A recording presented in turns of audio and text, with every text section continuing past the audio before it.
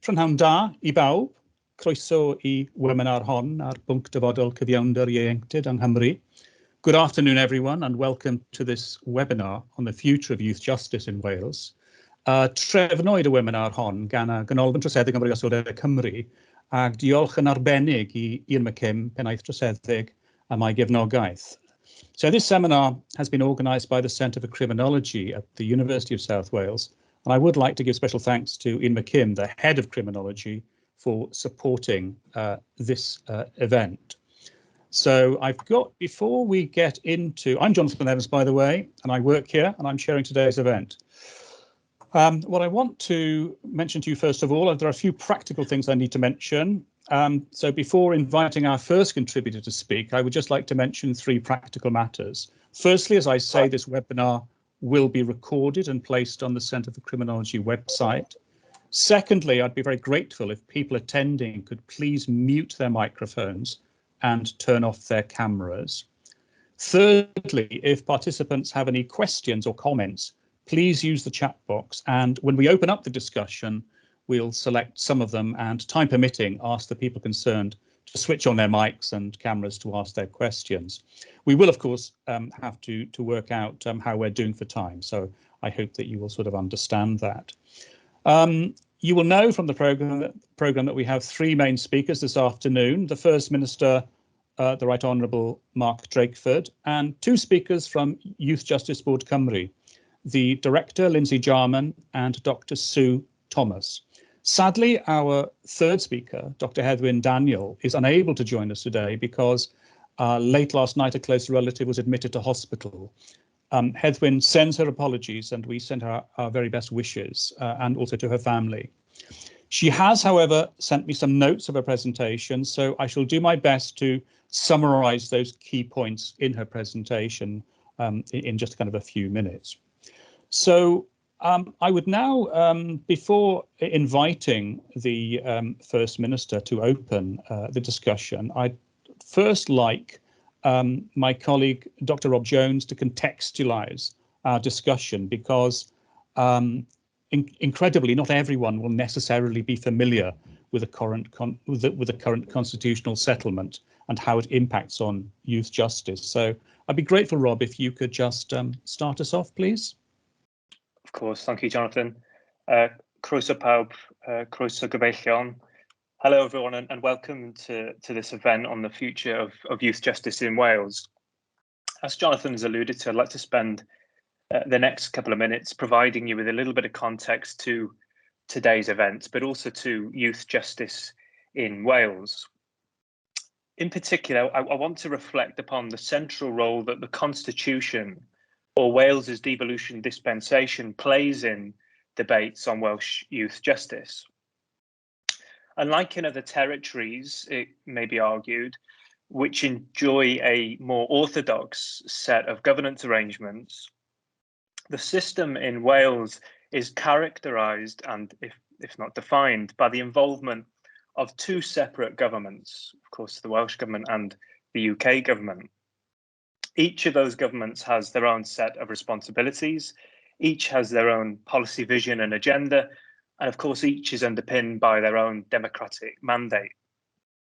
Now, within the area of youth justice, although key areas are reserved to the UK Parliament under the new Schedule 7A to the Government of Wales Act 2006, the Senedd and Welsh Government enjoy considerable legislative and policy autonomy over areas that are key to the delivery of youth justice services. These include health, education, housing, social care and local government, to name a few. Over the course of the last decade, it has been widely recognised that many, if not most, of the services that are integral to youth justice in Wales fall under the auspices of the Welsh Government. Indeed, some have estimated that as much as 70% of the funding for youth offending services in Wales comes from a devolved source. The extent of the Welsh Government's involvement has prompted calls for youth justice powers to be transferred to the Welsh Parliament. That includes the Welsh Government's own long-standing commitment to the devolution of justice, as well as the recommendations of the Silk Commission's report in 2014, and more recently, the Commission on Justice in Wales's report, which was published in October 2019. The aim of this event, therefore, is to think a little more closely about the current constitutional arrangements for youth justice in Wales. For instance, if much of this system is devolved, what does that remaining section, which is reserved, what impact does that have on the Welsh Government's ability to deliver change? What would the Welsh Government do differently if the system were devolved to Wales? In addition, what are some of the problems associated with the current arrangements that I've mapped out? And finally, what more could be done within those current arrangements to improve youth justice services across Wales? These are the topics that our speakers today are going to try and address, and I will now hand you back over to my colleague, Jonathan. Thank you very much, Rob. Wel, pleser o'r mwyaf croesawu'r Prif Weinidog Mark Drakeford. It's my great pleasure to welcome the First Minister, the Right Honourable Mark Drakeford. Although he needs no introduction, it is worth mentioning that in a previous life, he worked variously as a teacher, social worker, probation officer, youth justice worker, community development worker, local authority councillor, academic, and policy advisor. Before entering the Senedd, he published extensively on a range of subjects, including youth justice. In your role as First Minister, we know how busy you are, especially in relation to the continuing challenges thrown up by COVID. So we really are extremely grateful that you've given over some time for this webinar. So I would hand over to you, First Minister. Wel, Jonathan, diolch yn fawr, diolch am y cyflwyniad caredig na, a diolch wrth gwrs am y cyfle I fod rhan o'r trafodaethau prynhawn yma. Thanks, Jonathan, for the introduction. It's very good indeed to have a chance to just listen in and be part of the discussions today. And Jonathan, can you believe this? I think next year it will be 25 years since you and I rocked up at City Hall here in Cardiff to give evidence on behalf of the National Association of Probation Officers. So this was to a Labour Party commission preparing for the devolution legislation, and we were sent there to argue for the probation service and youth justice being amongst the initial suite of responsibilities to be transferred. So I don't know whether it's a reflection on the job that we did, that 25 years later we're still making the same arguments, but we made them then, and I've always believed that the case we made was a powerful one, a right one, and it was very significantly endorsed in the report of the Thomas Commission, published with a very unfortunate timing.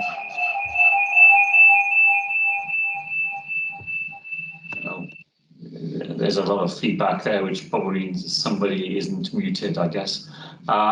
Anyway, look, you'll have seen, and as you heard from Rob, that the Thomas Commission very directly endorsed the case for the transfer, of course, of the whole of the criminal justice system. But if you wanted some front runners, and there's a debate, isn't there, all the time between those people who argue, and with a lot of plausibility, that you can only transfer the criminal justice system as a whole, but to do anything else would be to undermine the integrity of the system. And those who argue, and I've probably been more in this part of the spectrum myself, that we should seek to transfer the responsibilities, piece by piece, and allow us to absorb those responsibilities in that way. And if you were to do it that way, then youth justice and probation, and I think the Thomas Commission acknowledged this, would be the most obvious places to start, for all the reasons you've just heard Rob say, that almost everything you rely upon to be a successful practitioner in youth justice is already devolved in Wales. So if you're looking for somewhere for a young person to live, housing is devolved. If you're looking for a mental health response to someone's needs, then the health service is devolved. If you're looking for a place in education or training, then those services are devolved in Wales. All the things that you rely on to try and help a young person get their life back on track are already devolved, and would it not just make more sense to have the remainder of that jigsaw in the hands of one authority rather than split between them? Having said all of that, I think my own conclusion in this field particularly is that of the things that we need to do an even better job in the future, and I'm going to suggest that there are three things that will help us with that: powers, resources, and culture. Actually, I think powers is the least significant of those three because of the way in which we have been able to work across the divide in youth justice in particular. So while it is against the grain of the system, we are having to find ways of making the system work when a better system would be more on our side. I do think the 20-year history of working in youth justice is one in which we have managed to bridge that gap very successfully. And I've always thought myself that the way that youth justice services have developed during the period of devolution has been one of our big success stories, and indeed a bigger success story than some areas where the powers are all transferred already. So powers by themselves, while I think they would be sensible, would help, would be more coherent constitutionally and intellectually, actually I think they're not the biggest part of the problem because of the way we've been able to work around them. And the latest manifestation of the successful workaround is in the blueprints. So, I think they are genuinely excellent examples of partnership working between devolved and non-devolved services. We continue to make some genuine progress in the implementation process around the milestones. And as part of this year's budget, we've found £500,000 over and above what was there before to underpin the Blueprints programme, not just in youth justice, but in female offending as well, to try to make sure that we are able to go on working together to make the best of the current system and to gather the advantages we can for young people from working in that way.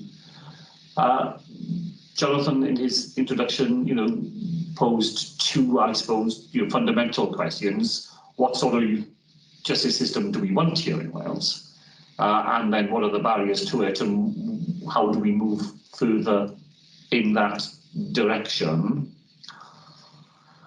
I'm in danger of just showing that I'm not as up to date as I ought to be in this field, because thinking of that question, my own answer to it, what sort of justice system do we want?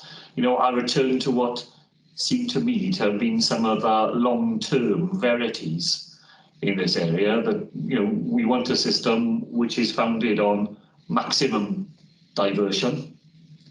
The fewer young people were drawn into the jaws of the criminal justice system, the better for them, but also for everybody else as well in the longer run. That when a young person is unavoidably drawn into the system, then it's a minimum intervention approach that we should take. We should be asking ourselves, what is the least that this system needs to do, not what is the most, because if you move beyond the minimum, then you are already on that escalator that brings, in the end, too many young people further into the jaws of the system.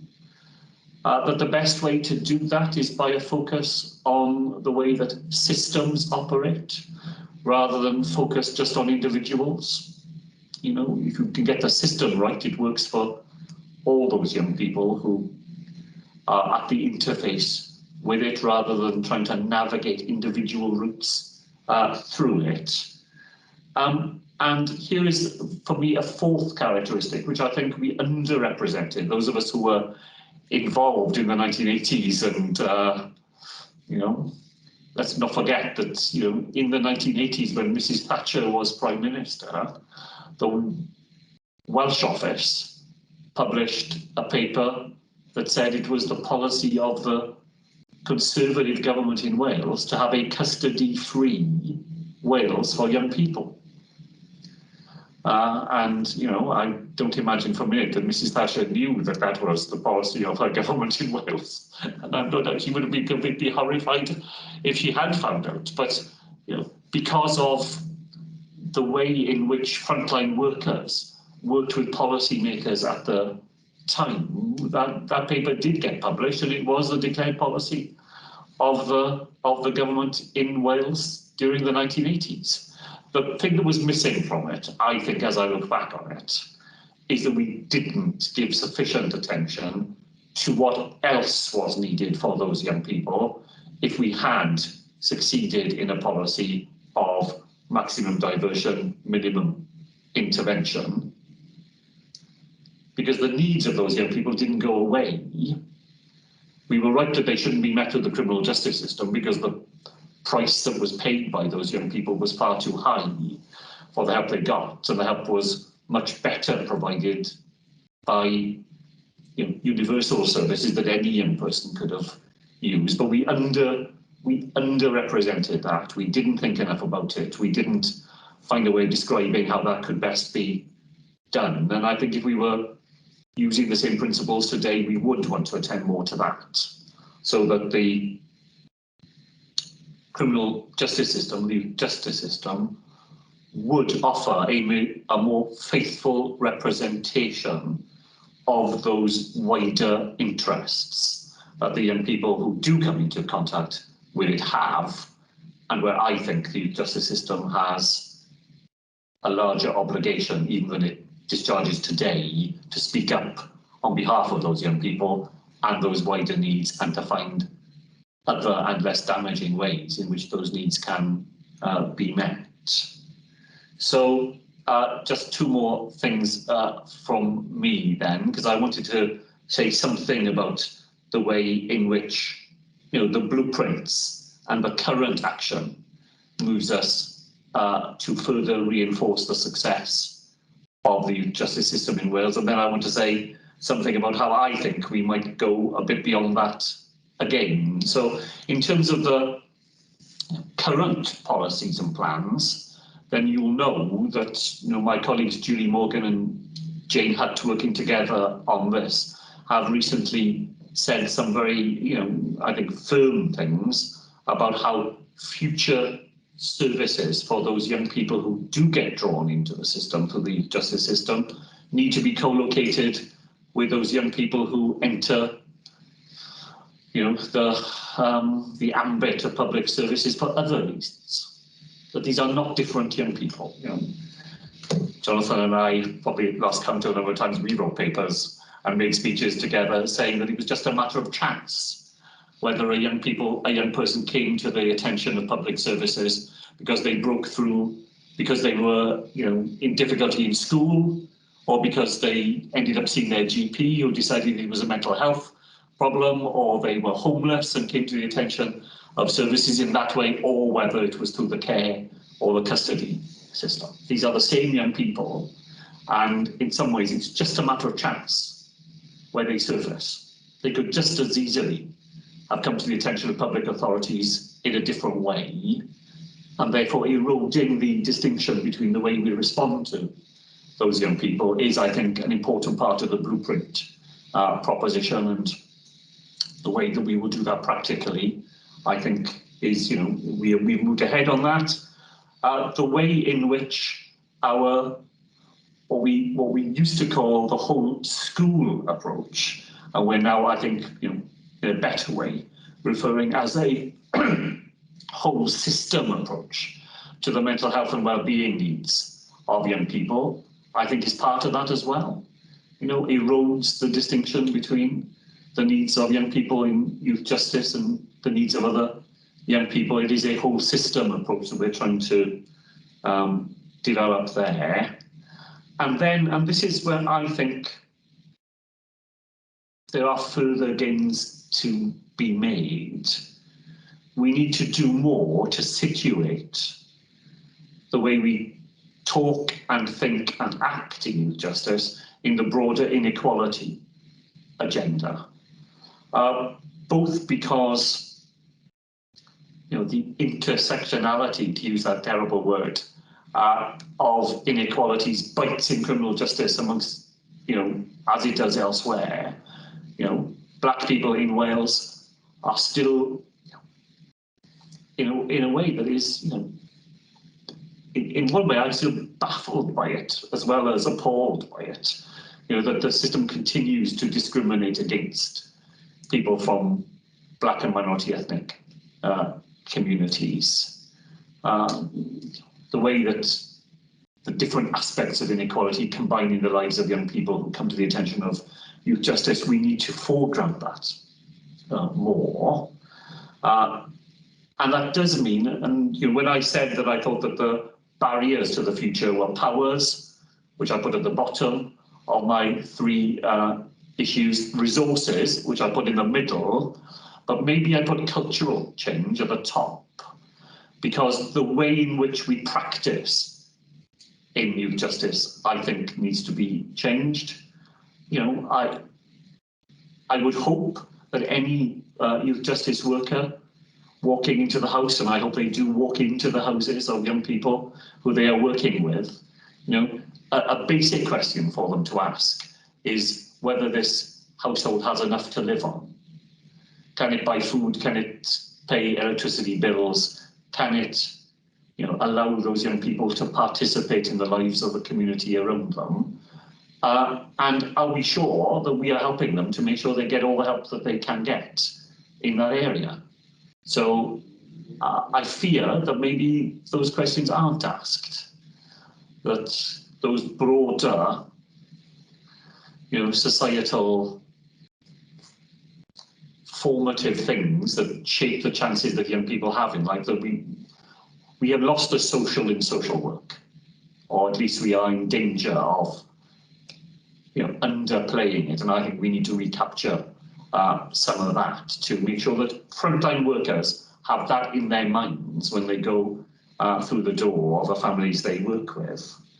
And then finally, but I think we need to also recapture the willingness, maybe the confidence of the system, and this is not just frontline workers, it's the whole of the youth justice system, to make representations on behalf of those young people, to explain to sentencers and to policy makers the constraints which operate in the lives of some young people and the way that that narrows down the chances that they have in life.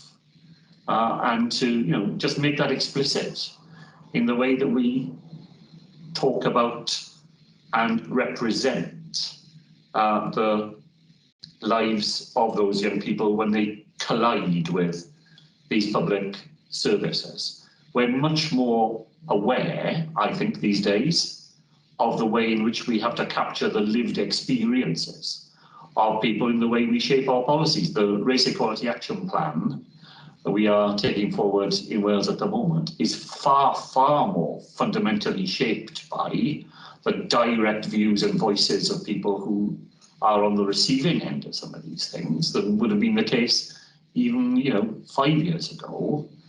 And in youth justice, I think we need to do more to make sure that we capture those voices and experiences and put them to work in the way that we shape the system we have in the future, and that is cultural change.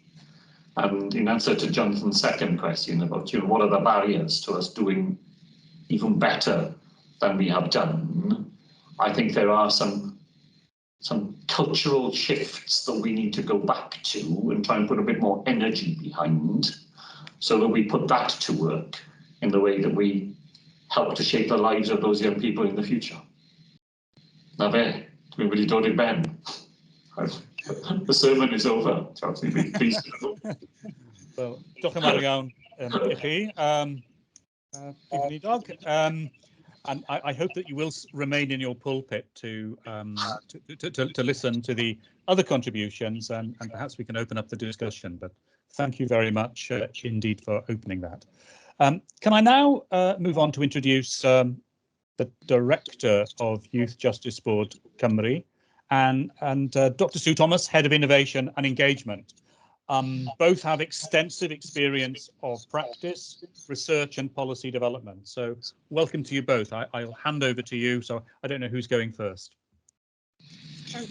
Thank you, Jonathan. It's me that's going first. So as Jonathan mentioned, both Sue and I are from YGB Cymru, which is part of the Youth Justice Board for England and Wales. And the way we've approached your questions, Jonathan, and to think about the future of youth justice in Wales, is to think about what's working well, what we think should be preserved, and where there are opportunities for growth and transformation in the system to deepen rights-based and trauma-informed practice. And then also then to think about what challenges there are to making continued progress in this space. I'm going to focus on the good bits, so where the strengths are in the system and where the opportunities are, and then I'll hand over to Sue, who can talk about the challenges to progress. So when we've reflected on what's working well and what should be preserved, actually we've come out with very similar points to the First Minister, and we've structured our thoughts around 3 key points and have kind of weaved the opportunities in around those. And those 3 key points are around youth justice is a success story, the strength of partnership, and a system built on evidence. So when we think about youth justice as a success story, we need to think about over the last, more than the last decade now, there has been a sharp decline in the number of children being brought into the criminal justice system, and also the numbers of children being placed within the secure estate. So I always reflect on this point that when I joined the YGB in 2010, I joined to pilot an approach to resettlement support panels, and there were over 150 children placed in the secure estate from Wales, and in the last published statistics there were 15 Welsh children in the secure estate, most of those serving detention and training orders, which is a pretty significant achievement over the last 10 or so years. So while the reoffending rate does remain stubbornly high, what we're now seeing is that the number of children reoffending and the number of reoffences committed by those children is reducing. And when we think about why that success has happened, this has largely been due to multi-agency early intervention, prevention and diversion strategies. Yachts are now working with far fewer children on statutory court orders, greater proportion of children in that preventative and diversionary space. Prevention practice has been preserved in Wales through Welsh Government and other partner funding, which means that yachts can now focus their expertise on preventing children coming into contact with the justice system and diverting children away from the justice system. And we know from evidence that this provides children with the best chance of success in leading full and productive lives. And when we think about the children then that yachts are now working with on statutory orders, it's enabled yachts to start thinking differently and adapt practice to meet the needs of those children, particularly where traditional youth justice interventions have very little success. So over recent years, we've been working alongside the Welsh Government and Youth Justice Services to think about how we better understand adversity in childhood, how trauma impacts on adolescents' behaviour, and how then that can lead children into contact with the youth justice system. So we've been working to understand that evidence and to develop trauma-informed approaches to support practitioners who work directly with those children. I'm really pleased to say that in September, the All Wales Forensic Adolescent Consultation and Treatment Service has been able to establish an All Wales approach to psychology, consultation and liaison, and a trauma-informed approach that we have worked with the sector to develop called Enhanced Case Management. The next point then is around partnership. So the youth justice system is built on partnership and the combined strength of organisations. There is no one single organisation that's able to meet the needs of children and support them to build a more positive future. Decision-making on how community youth justice services are designed and delivered sits locally with local authorities, statutory partners and others. What this then means is that joined up services can be planned and be more responsive to the needs of children in that area. It also then fosters greater integration with wider children's services, such as youth work and social care. So that multi-agency partnership work is quite embedded locally, but it's also replicated at a national level. So the YGB has, as I've mentioned, a long-standing relationship with the Welsh Government, and we have been working over at least the last 15 years on shared strategic aims to underpin youth justice with a child-first approach which treats children as children. And as the First Minister mentioned, the blueprint, which is a more recent strategic programme that we're taking forward. It's a joint programme between the Welsh Government and the Ministry of Justice, which is a partnership approach and combines the strength of a range of different partners to deliver a whole system, strengthening of practice and also transforming elements of the system where we know change is needed. And just to highlight some of the partners involved in the delivery of the Youth Justice Blueprint, so it's the Welsh Government, Ministry of Justice, YGB, Police and Crime Commissioners, the NHS, Yacht Managers Cymru, Youth Custody Service, so it's quite a large and expansive network coming together around shared priorities and aims. And then lastly, I want to turn to a system built on evidence. We know a lot about what prevents offending and keeps communities safe. This is evidenced in the continued decline in children coming into the system, fewer numbers of children being sentenced, and fewer children ended up insecure. The blueprint, again, is built on evidence-based advice and seeks to strengthen a child-first youth justice system and provides an opportunity to deliver a whole system, rights-based approach which includes trauma-informed approaches woven into youth justice practice.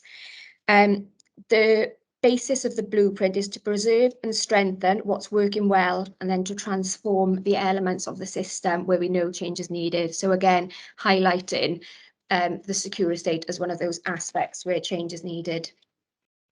So when we think about those three strengths coupled together, through the blueprint, we think we have quite a lot of opportunities to strengthen what exists already and build on that partnership working. And some of the opportunities we think that are, the first is to develop a national prevention strategy, which sets out a clear purpose and expectation for youth crime prevention, how that supports targeted prevention by youth offending teams, and the role Devolved services can play in making sure that the needs of those children are met and those children are prevented from coming into contact with the system. To then promote and embed trauma-informed approaches in youth justice practice and upskill the workforce to be able to deliver that. First Minister has already focused on the secure estate and the commitment between the Welsh Government and Ministry of Justice to rethink how the needs of children who require placement in a secure environment can best be met. And then in terms of diversion, there is work to do with youth offending teams, the police and crime commissioners to explore how the good practice which exists can be spread more widely and to think about how we can establish a network of learning to support that. And lastly, there's also a need and an opportunity to refresh approaches to the resettlement and transition of children. And on that point, I'll pause and hand over to Sue to talk about the challenges.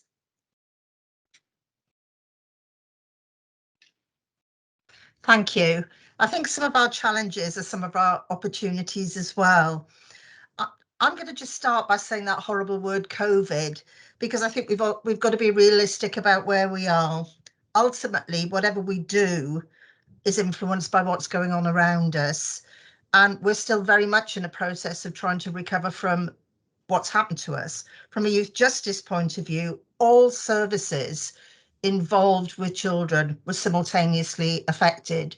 From a youth justice perspective, that's working with children in the police station, courts, with children in the community, in custody, but some of the practical things that needed to happen as well. If somebody needed an alternative bail address or somewhere to live on resettlement, all the difficulties associated with COVID became more exacerbated as we faced all the public health, complying with public health guidance,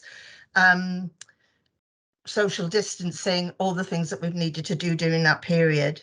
But I think the biggest impact has been, so, I mean, firstly, I just want to commend our youth justice services, the managers, the practitioners for the fantastic work that they've done and are continuing to do. And I think what we're seeing in their plans for recovery are how they're looking to adapt practice from lessons they've learned during the COVID period and looking at what they can continue to incorporate going forward in terms of what they do. So out of something pretty miserable, there have been some positives as well. And I think perhaps it's important to remember that. But I think we're also aware the biggest impact's been on children. And again, I think in terms of your contact with children, it's not being able to see them face to face as much or as frequently as they would have liked. More reliance on social media, which I think has been a good and a bad thing, but you know, fatigue comes with those approaches as well.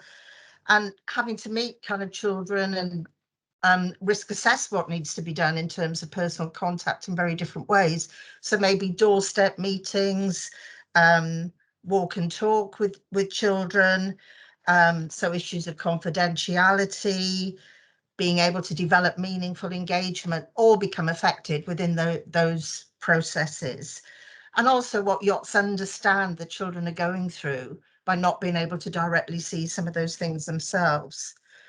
And I think one of the biggest impacts has been on our plans really around developing trauma-informed practice, because that really is based on the notion of developing a relationship with children.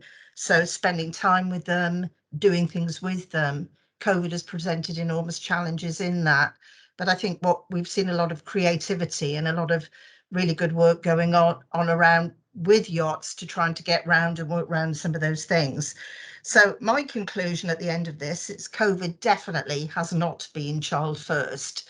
And hopefully now we are in a position where we are kind of starting to move out of it. I think the other thing I wanted to say something about was delivering child first. The ethos in Wales is one of children's rights, what's been incorporated into domestic legislation. And you know what goes back many years really in terms of thinking that children are treated as children first and are deserving of help and support, that there's an equality and an inclusion around the ethos in Wales. It's something the Youth Justice Board is adopting now, and it's thinking very much coming out of the Taylor Review. And, you know, I think there are some challenges in it for sure, because we're looking at major cultural shift in ethos, approach, and the lens through which we look at children. And I think we're still very much on a journey with that in terms of working out what some of that means. It's an easy concept. If somebody's committed a low-level minor offence, they don't have significant involvement in the criminal justice system. So the sort of things that we've been talking about, diversion, not labelling, stigmatising, helping to enhance life chances, all fit quite neatly. But what does it actually mean for children involved in something like serious youth violence, carrying weapons, using those weapons? I think it's potentially a more difficult concept to apply. But we're beginning to understand the links between serious youth violence and adverse experiences in childhood and the likelihood of trauma as a result. And it's through some of these links and understandings that's really led us to want to take the approach that we are in Wales, which we believe is child first, to develop trauma-informed approaches. So the child first lens tells us these children are also vulnerable and helps us to understand them and their experiences, and then puts the type of help and support that they will then receive, the way that we work with them, in a very, very different space. And I think that's something very positive that we've brought in and learned from psychology. We've been very driven by criminal justice responses, but actually it's been an opportunity to learn from other disciplines. I know I'm supposed to be talking about challenges, but you know, they do blur a bit. And I would commend you to a report recently produced by Manchester Metropolitan University, which really explored the links between serious youth violence, adverse childhood experiences, and where trauma can fit in with that and help children. I think, I mean, Lindsay's touching it. Our journey in terms of developing trauma-informed practice in Wales started in 2013, and it's very much continuing as a theme through the blueprint. And I think it's, fair to say we had a vision of what we wanted to achieve. We've had very cohesive and collective partnership working, if you like, spanning devolved and non-devolved services. And we've also used the evidence that we've gained and gleaned through 2 independent evaluations of enhanced case management, the most recent by Public Health Wales and Bangor University, to learn from what should we be doing with children in the youth justice system, what seems to be making a difference to them through these approaches, and also providing practitioners with additional tools, resources they can use in their engagement with them. And finally, I think I just wanted to return to one of the points that Lindsay was making about prevention and how we try and shape up what we do in that direction. We know that the cohorts of children in the youth justice system have changed over time. County lines, gang influences, use of weapons probably wouldn't have been in our vocabulary 10 years ago. I don't know, maybe they were for some. But all that is telling us that children are coming into the youth justice system because of their involvement in criminal behaviour. But what we're seeing under that is our significant safeguarding concerns because of various forms of exploitation, whether it's criminal, sexual, or a combination of the both. And importantly, YOTS are telling us that they're seeing evidence of this, not just in children who are involved in the deeper end of the system, if you like, but more downstream, children who have had lighter contact, emerging contact with the system. And I'm pleased to say that we've been working with Aberystwyth University and Ceredigion Yacht to look at what prevention looks like and what yachts are experiencing in Wales at the moment, to help bring evidence into what we might look at and the direction of travel that we might go in terms of prevention activity. We're very committed to the idea in the blueprint that there should be a prevention framework for Wales that positions where yacht targeted activity sits, so that yachts are recognised for the important contribution they play to this work. But I think it's also important that helps to children and families. I don't think we can isolate children from their families and environments to access and importantly sustain the support and services they require, to contextualise safeguarding within this, because what we see emerging. And I think, to pick up on one of the points the First Minister made, to understand what disproportionality means in Wales, whether it's based on ethnicity, whether it's because of looked after status, whether it's there for other reasons. I think this presents us with an opportunity to take a fresh look. So in some respects, just to conclude, we tried to see challenges as challenges and not barriers, but opportunities to try and do things differently, and to try and face head on, I think, some of the things that we see that we know need to be addressed, and the blueprint really is giving us that opportunity. So Jonathan, I'll stop there. Thank you very much, Lindsay and Sue. I'm very, very grateful to you both. Before I open it up to questions, we're not going to have too long, I'm afraid. I think it's only fair that I just convey to you a little bit of what Heathen was going to say. Heathen Daniel. She was drawing on her PhD research on breach, young people returned to court for failing to comply with orders. And rather like Barry Goldson, who incidentally sends his best wishes to you, First Minister, found that practice in Wales, as in England, is variable. There's an element of justice by geography. So what Heathen has said, and I will be as quick as I can be to just get the key points across. She talks about why the possible benefits of devolving youth justice powers to Wales will not translate into improved outcomes for children and young people unless some fundamental changes are made in the way youth justice is perceived, performed and held accountable at a local level. She identifies 3 barriers that she saw in places where this was not kind of working. It's not to say it doesn't work well in some places, of course. But first, she found a lack of awareness and lack of a common understanding of what child first philosophy actually meant in practice. So there were different takes and versions on that. Also, the second barrier that she identified was the way in which some individual practitioners perceive themselves primarily as offending behaviour specialists, even though they might have a social work background. You know, in terms of their kind of occupational sort of training and so forth, they actually sort of identified with that sort of criminal justice or youth offending sort of focus, as it were. And hence there was a danger that they were losing that holistic view of children. So this perhaps goes back a little bit to what the First Minister was talking about in terms of culture. The third barrier relates to lack of accountability for state failings in respect of children and young people. So she said that the majority of young people that she studied on in her research, the majority of young people who were convicted of breach offences had experienced multiple service failures, such as, for example, being placed under curfew in unsafe or inappropriate accommodation. To some extent, she said, many of those young people failed to comply with their requirements for perfectly understandable reasons. Such issues were rarely recognised as barriers to compliance in court, with the emphasis being more on the young person's kind of behaviour rather than some of those kind of service failures. She does say, it goes without saying, that underfunding of universal services and other public services has a part to play. And in many areas, staff are doing their best in very difficult circumstances.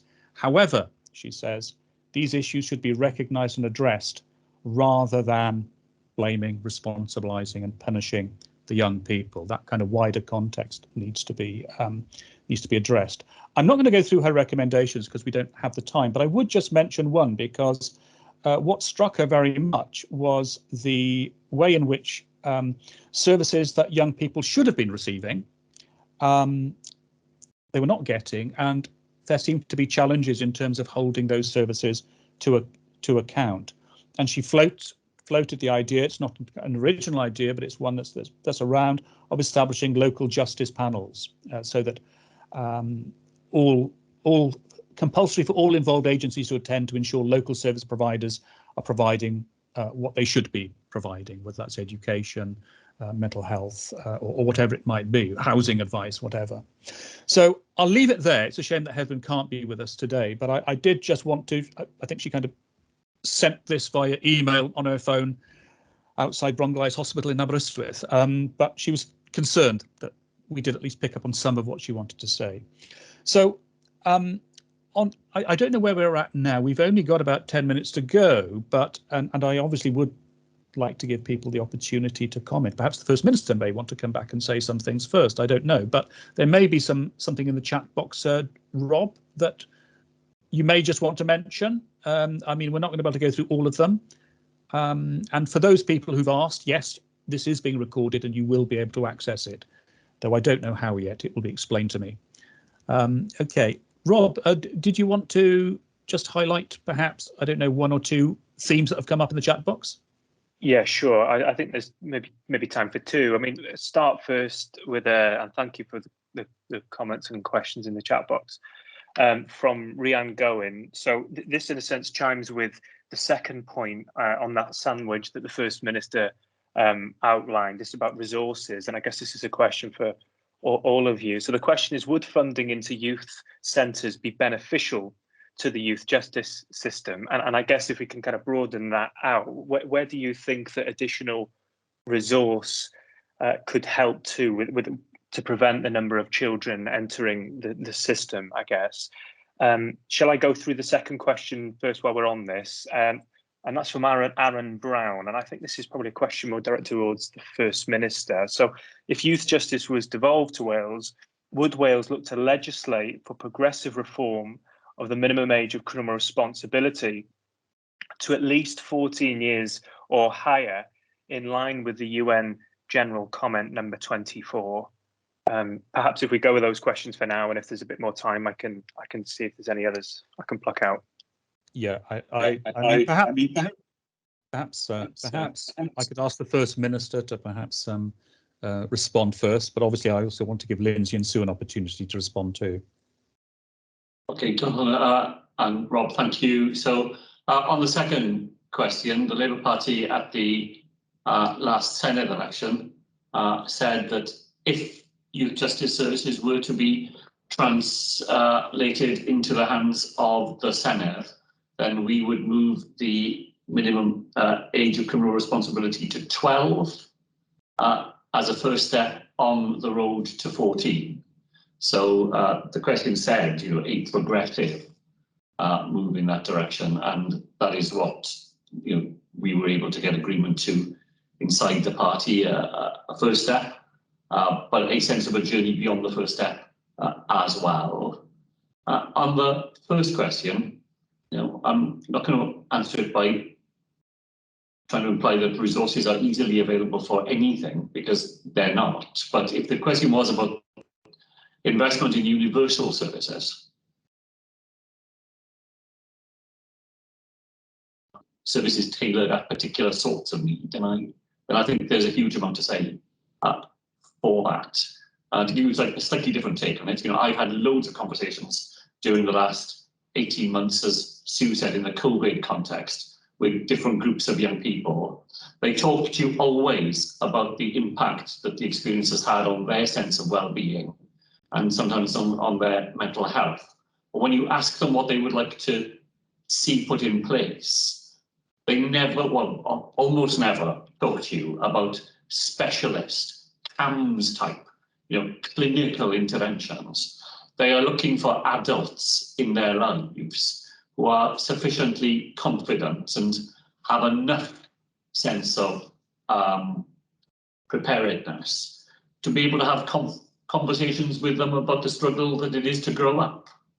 They do not want it medicalized. They do not want it turned into a condition. They want a greater sense of those adults that you come into contact with of being equipped to help them through those difficult days. And I think you could translate the same sense into youth justice and other parts of what happens to young people when they face those difficult moments on the journey to adulthood. Thank you. Can I ask Lindsay and Sue if you wanted to comment on either of those questions? I think I could say a bit about resources. I think everybody always wants more money. I mean, that is an undeniable fact of life. I think for youth justice, what seems to be one of the biggest risks to service delivery, if you like, is short-termism. So most funding streams are short-term, they're annual cycles, services are unsure of what they're going to get when, decisions could be made late in the day. And, I'm talking of experience of the Youth Justice Board here as much as anybody else. Partner contributions can wax and wane. So I think it's a difficult problem to solve, but the answer is stability and certainty around funding and cycles that operate on more than an annual basis. Would perhaps be a first step, if you like, in terms of helping the system as a whole. Thank you very much. I don't know if you want to come in, Lindsay, or if... Yeah, thank you, Jonathan. Just to come in on the back of the point from the First Minister around CAMS services, and when we've done work to understand the needs of children in the youth justice system, what we find is children often fall below the threshold for successful referral to CAMS services, and arguably those children shouldn't meet threshold for CAMS services. Yes, they have endured some levels of adversity and have a broad range of unmet needs, but it's actually then about how we kind of equip those universal services and those practitioners and trusted adults that have that direct relationship with children to help them navigate the kind of trials and tribulations of childhood and adolescence, and also then think about how those children cope and develop skills to manage their own emotional and mental health, which would then negate the need to ever get to that threshold of specialist services. Thank you very much indeed. Oh, sorry, Sue, did you? No. Okay. Sorry, I an think accident. okay, that's fine. No, I could see you waving at me. I think we're probably going to have to conclude it there. Can I just say that as far as the first question was concerned, I think I just saw something flash up on the screen to say that this is really a reference to kind of youth support centres rather than a kind of a specialist clinical kind of intervention. But that perhaps does kind of lead us to think about, perhaps with what you opened with, First Minister, when you were talking about young people being defined by the referral route, where they arrive. It can come through very different, through very different routes. And I think that, there are sort of efforts to, in some places, to say, well, I think it's Surrey, a kind of a beacon of radical youth justice practice, I understand. But apparently it's true. If Steve Case is right about this, that there's an emphasis there on youth support services rather than young people being defined as, I don't know, offenders or some other kind of category. But that's obviously something for another day. But I would just like to close by thanking everyone, all of the speakers. Thank you so much, First Minister, Sue and Lindsay, and also to Hedwyn, who sent in some comments too. And thank you to all of the participants. We will trawl through the chat books and try to kind of respond in some way a little later. And this recording will be available on the website hopefully next week. So if you can't find it, then do get in touch. But can I thank you all? Diolch yn fawr iawn i chi, and let's hope that we can do something similar again. Thank you very much indeed.